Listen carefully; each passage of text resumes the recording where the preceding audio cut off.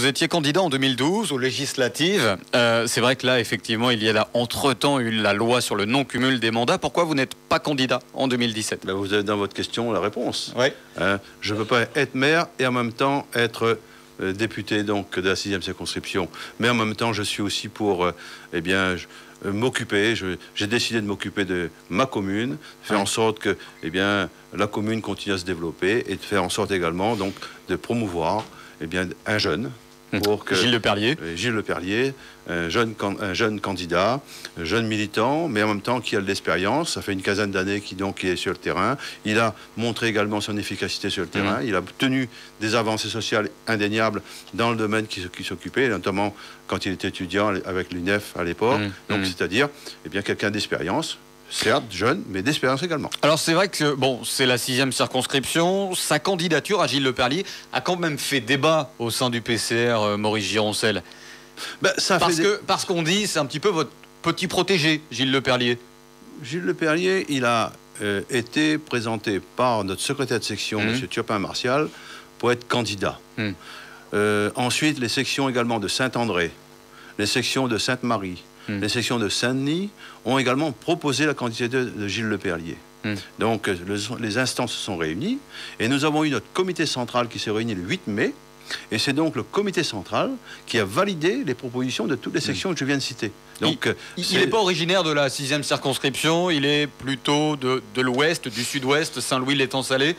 Et alors, je crois qu'aujourd'hui, il faut arrêter de dire on n'est pas originaire de tel ou tel endroit, on n'a pas droit d'être candidat. Si on avait suivi ce raisonnement, qui est un raisonnement complètement ridicule, si on avait suivi ce raisonnement, Lucien Langenier, qui était maire de la commune de Sainte-Suzanne depuis de nombreuses années, qui a laissé également et qui a démontré son efficacité sur le terrain, et qui nous a quittés en 1993, malheureusement trop jeune, Lucien Langenier était originaire du Port. Il est venu donc maire de Sainte-Suzanne. Moi-même, quand je suis originaire de la commune du Tampon, j'ai été pendant 16 ans exactement, dans l'émigration en France, comme on dit, crasement mimite là-bas pour essayer d'avoir également pour travailler. Et ensuite, j'ai été nommé à Saint-Denis et le hasard a fait que j'ai débarqué à Sainte-Suzanne et je suis devenu le premier adjoint donc de Lucien Langenier et donc je ne suis pas non plus originaire de Sainte-Suzanne. Monsieur Langenier, certes, était originaire effectivement du Port, mais il avait quand même, avant d'être élu à Sainte-Suzanne, effectivement, un ancrage territorial à Sainte-Suzanne, ce que n'a pas forcé de constater, et selon beaucoup, Gilles Leperlier, parce que Gilles Leperlier est à Sainte-Suzanne, depuis 3 ans. C'est totalement faux. Lucien Langenier, il était professeur au collège Hippolyte Fouque à Sainte-Suzanne. Il y avait 2 ou 3 ans qu'il était professeur. Et Lucien Langenier n'a jamais habité à Sainte-Suzanne. Il avait donc un loyer à Sainte-Suzanne, mais il n'a jamais habité. Donc ça veut dire, c'est faux de dire ça. Et c'est comme moi-même. Quand je suis arrivé à Sainte-Suzanne, je suis arrivé en 1982. Et j'ai habité donc à Commune-Bègue, notamment, un quartier français. Et j'ai ensuite été nommé premier adjoint avec Lucien Langenier en 83. Donc voilà. Et Gilles Leperlier, il habite à Bagatelle depuis maintenant 3 ans. Voilà, il est inscrit sur la liste électorale à Sainte-Suzanne. Donc il a toutes ses attaches à Sainte-Suzanne. Son épouse également est à Sainte-Suzanne. Arrêtez donc de dire des choses pareilles. Alors, c'était votre directeur de cabinet, effectivement, Gilles Leperlier, également à la CINOR, lorsque vous étiez président ? C'était mon directeur de cabinet, tout jeune directeur de cabinet, effectivement, parce que il a montré son efficacité. Il recevait donc les administrés, y compris de Sainte-Suzanne. En 2012, il était donc avec moi pendant la campagne des municipales partielles. En 2014, pareil. Donc, il n'est pas tout nouveau à Sainte-Suzanne. Effectivement. Alors là, il a été maintenant, ensuite, lorsque vous avez perdu votre poste à la présidence de la CINOR. Ensuite, il a été, on va dire, stagiairisé à la commune. C'est comme ça que ça s'est passé? Non, il était à la CINOR. Voilà, mais après, il a été à la médiathèque. La médiathèque, c'est la CINOR. Voilà, très bien, très bien. C'est pas la commune. Alors, c'est pas la commune, mais il a été à la CINOR. Et effectivement, il est responsable du pôle adulte à la médiathèque, c'est ça? Bah oui, je crois. Tout le monde sait que Gilles Leperlier fait des études à l'université. Il a donc toutes les compétences pour travailler dans une médiathèque. En plus, c'est quelqu'un de très cultivé au niveau de la culture, qui connaît très bien également les domaines donc, de la lecture publique et tout.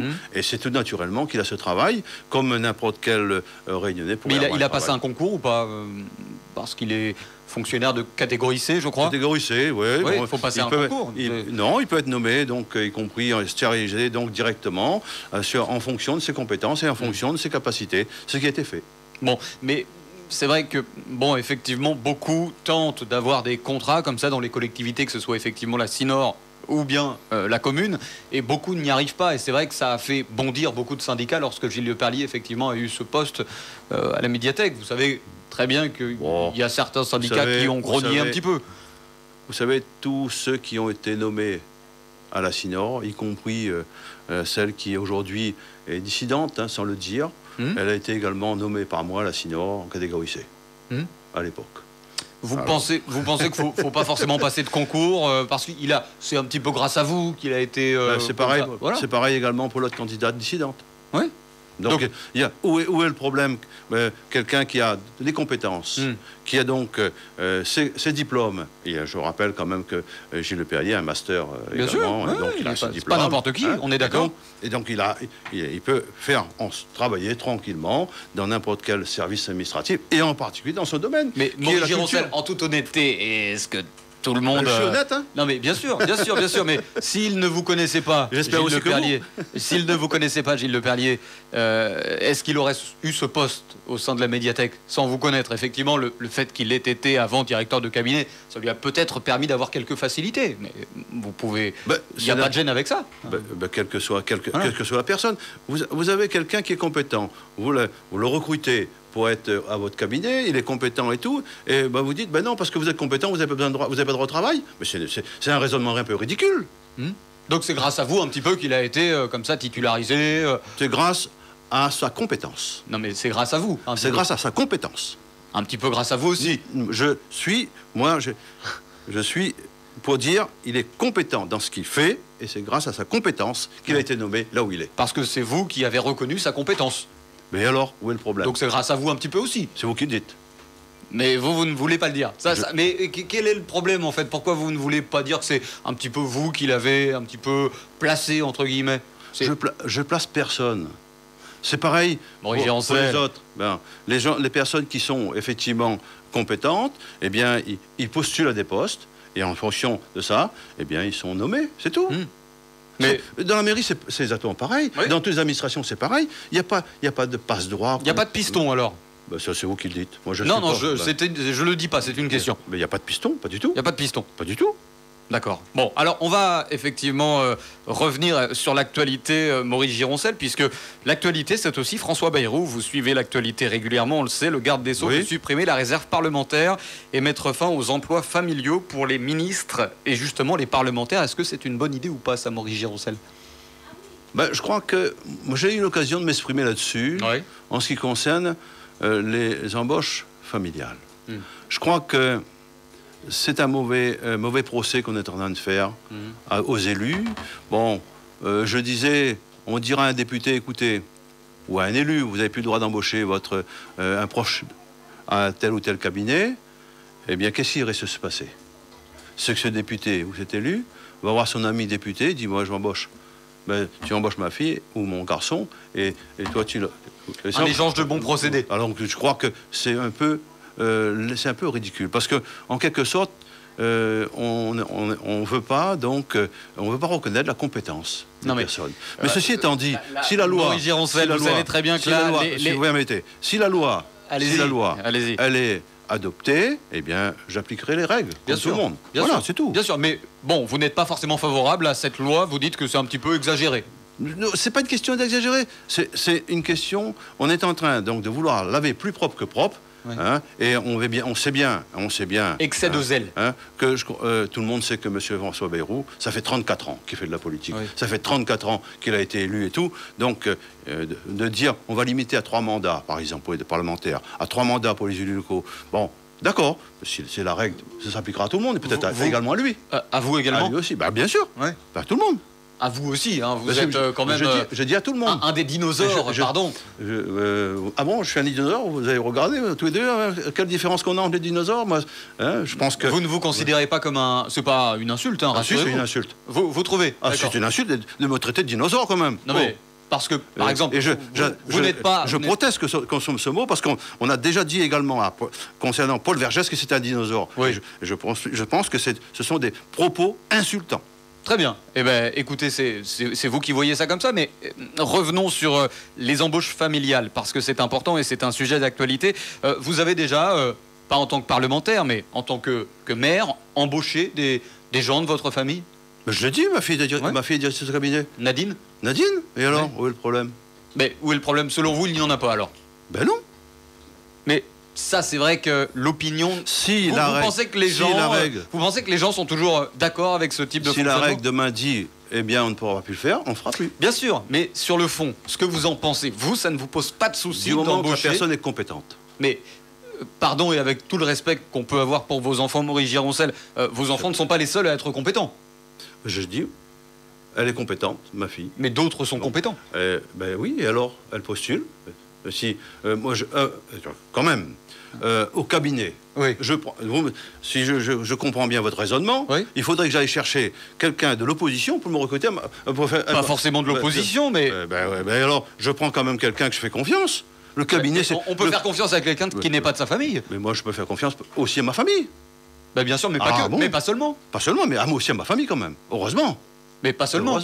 Heureusement. Mais pas seulement, Maurice Gironcel. Il y a d'autres qui sont compétents, qui ne sont pas forcément de votre famille. Par exemple, à vous, je ne vous recruterai pas à mon cabinet, parce que je sais que vous n'êtes pas d'accord avec moi. Pas du tout. Alors, Maurice Gironcel, non mais pourquoi? Attendez, mais vous avez totalement le droit de dire ça, il n'y a pas de souci. Mais qu'on soit totalement d'accord et on va jouer carte sur table, on est comme ça avec tout le monde. Hein. Oui. Clairement, il n'y a pas de passe-droit. Si vous écoutez Freedom, et on le sait, vous savez très bien qu'il y a un traitement, le même traitement pour tout le monde. J'ai aussi le droit, eh bien, de plaisanter un peu. Et vous avez raison, et on est là pour ça, il faut détendre l'atmosphère, vous avez totalement raison. Mais restons sur ce sujet parce que c'est important. Vous pensez vraiment, et vraiment l'actualité nous l'a montré ces derniers mois avec l'affaire Fillon, vous pensez vraiment que les Réunionnais, tout particulièrement, sont toujours d'accord pour que les élus embauchent comme ça des gens de leur famille? C'est pas gênant pour vous avec l'actualité récente, au regard de cette actualité? Écoutez, aujourd'hui, j'ai entendu hier le propos donc, du ministre garde des Sceaux, qui donc propose une loi, un projet de loi, qui va être discuté ensuite avec la nouvelle Assemblée nationale.